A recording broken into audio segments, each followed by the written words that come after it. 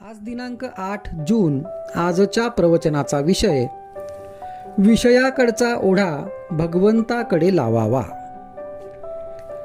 प्रपंचात ज्याला विश्वास म्हणतात त्यालाच परमार्थात श्रद्धा म्हणतात. उणीव हेच प्रपंचाचे रूप असल्यामुळे तो पूर्ण झाला असे कधीच होणार नाही. समाधान हा मात्र पूर्णत्वाचा स्वभाव आहे.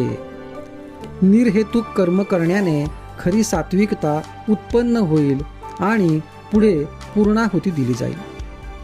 अशा प्रकारे सर्वस्व अर्पण करणे याचेच नाव यज्ञ होय. त्याग आणि भगवंताचे स्मरण हा यज्ञाचा खरा अर्थ होय. परमार्थ साधला की बुवाचा देह पुष्ट होतो. तो काय दुधाचा रतीब लावतो? छे, भगवंताच्या आनंदाने त्याचा देह भरलेला असतो. परंतु साधकावस्थेमध्ये त्याचा देह कष्टामध्येच ठेवलेला असतो. खरे म्हणजे परमार्थी माणसाने दीनवाणे राहायचे कारणच नाही. पैसा असेल तर त्याने रोज श्रीखंडपुरी खावी, पण उद्या जर उपास पडला तर मात्र आजच्या पक्वान्नाची आठवण होता कामा नये. सर्वात गृहस्थाश्रम श्रेष्ठ सांगितला आहे. ज्याला हित करून घ्यायचे आहे त्याला गृहस्थाश्रमासारखा आश्रम नाही.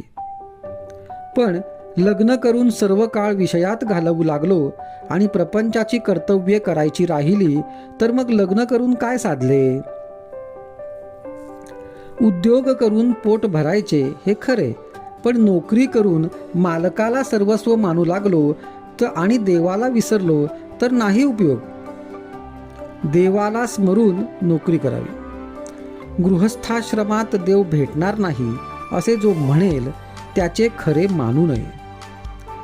देव भेटेल याची खात्री बाळगावी. आपला भार सर्वस्वी भगवंतावर टाकावा. संकट आनंद दोन्ही भगवंताला सांगावीत. ज्या स्थितीत भगवंताने ठेवले आहे त्या स्थितीत समाधान मानावे. अर्पण बुद्धीने सर्व कर्मे करावीत. ज्यात माझे मन मला खात नाही ते काम चांगले असे समजावे. कोणत्याही मनुष्याला जोपर्यंत या प्रपंचामध्येच सर्व काही आहे असे वाटत असते तोपर्यंत तो परमार्थापासून दूर असतो. वाईट लोक समाधानात दिसतात पण खरे ते तसे नसतात. वाईट कृत्ये करणाऱ्याला कधी ना कधी पश्चाताप झाल्या वाचून राहत नाही. एखादी बाई आपल्या सावत्र मुलाला ज्याप्रमाणे खायला प्यायला घालते पण आतून तिचे प्रेम त्याच्यावर नसते, त्याप्रमाणे आपण परमार्थाला वागवतो. खरे म्हणजे आपले इथेच चुकते. आपला ओढा जो विषयाकडे आहे तो भगवंताकडे लावला की परमार्थ साधला. ज्याने विषयातले सुख भगवंताकडे लावले म्हणजे भगवंताच्या स्मरणात ज्याला सुखा समाधानाचा लाभ झाला त्याचे जन्माला येऊन खरे कल्याण झाले. आजचा सुविचार.